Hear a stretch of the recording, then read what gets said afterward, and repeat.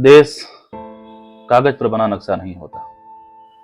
यदि तुम्हारे घर के एक कमरे में आग लगी हो तो क्या तुम दूसरे कमरे में सो सकते हो?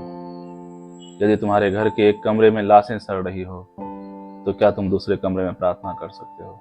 यदि हाँ, तो मुझे तुमसे कुछ नहीं कहना है। देश कागज पर बना नक्शा नहीं होता कि एक हिस्से के फट जाने पर बाकी हिस्से उसी तरह साबुत बने रहे और नदियां, पर्वत, शहर, गांव वैसे ही अपनी अपनी जगह दिखे, अनमने रहे। यदि तुम यह नहीं मानते तो मुझे तुम्हारे साथ नहीं रहना है। इस दुनिया में आदमी की जान से बड़ा कुछ भी नहीं, ना ईश्वर, ना ज्ञान, ना चुनाव। कागज पर लिखी कोई भी इबारत फाड़ी जा सकती है और जमीन की 7 परतों के भीतर गाड़ी जा सकती है। जो विवेक खड़ा हो लाशों को टेक, वह अंधा है। जो शासन चल रहा हो बंदूक की नली से, हथियारों का धंधा है।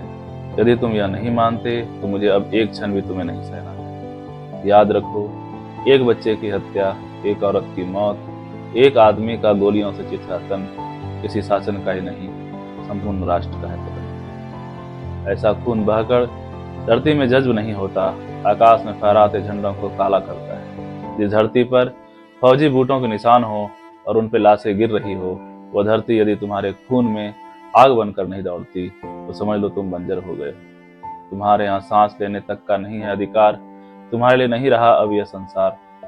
आखिरी बात बिल्कुल साफ, किसी हत्यारे को कभी मत करो माफ, चाहे हो वह तुम्हारा यार, धर्म का ठेकेदार, चाहे लोकतंत्र का स्वनाम धन्य पहरेदार। सर्वेश्वर दयाल सक्सेना।